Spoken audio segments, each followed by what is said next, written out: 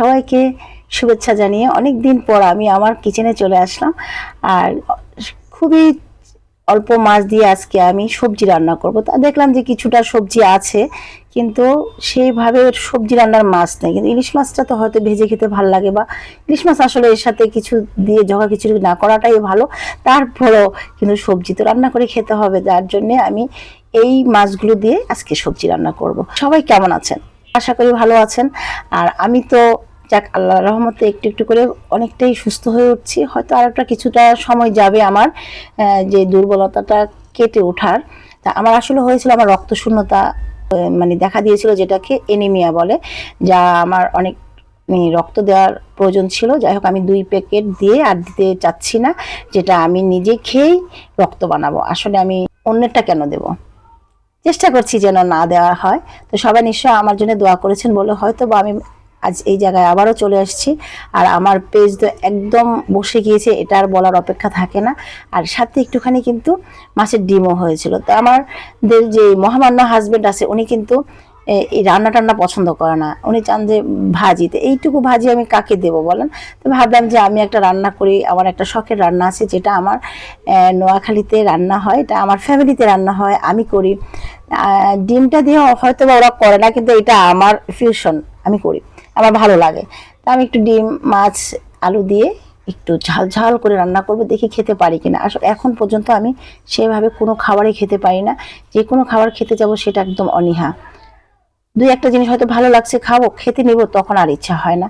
তো এইখানে আমি বেগুন, আলু কেটে নিয়েছি। বললাম না যে মানে ইলিশ মাছের এই সবজিগুলো আছে, যত কটা সবজি আছে আমার কাছে ইলিশ মাছ দিয়ে রান্নার মতোই। কিন্তু মাছ দিয়ে রান্না করলে তো আসলে আমার মাছের স্বাদ আর পাবো না। এটা তো জানেনই যে ইলিশ মাছ গরুর মাংস চাইতেও অনেক দামি, এটা আসলে সবার পক্ষে সম্ভব হয় না। তারপরেও যাই হোক, আল্লাহ যেমনই নিচ্ছে, যেমনই আছি, শুকরিয়া আল্লাহর কাছে।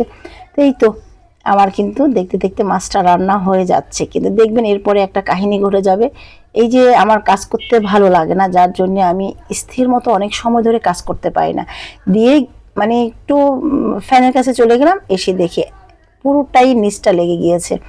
এখন এটা তো খাওয়া যাবে না। চেষ্টা করলাম, টমেটো দিলাম, তারপরে অন্য একটা মশলা যে দিয়ে দিলাম, যে যেটা দিলে হয়তো পেঁয়াজটা আর একটু বাড়িয়ে দিলাম, কোনোভাবেই তাকে আমি সিস্টেমে আনতে পারছি না, মুখে দিলেই তেতো লাগছে।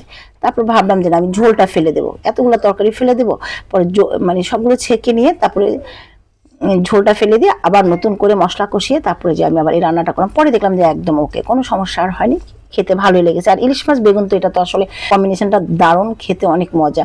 আর এই যে আমি যে ঝাল ঝাল করে রান্না করব, এখানে হয়তো আলু হয়তো যারা খেতে চায় তারা দিলে খেতে ভালো লাগে, বা আমি পছন্দ করি বলে দিই, আর না দিলেও চলবে। হয়তো এখানে মাছের পরিমাণটা বাড়িয়ে দিতে হবে। তো আমি একটা মাছ ভাজা নিয়ে আমি ওটাকে ভেঙে দিয়ে দিলাম। এর আগের দিন কিন্তু আমি রান্না করেছি, ওটাকে কিন্তু কেটে কেটে রান্না করেছি।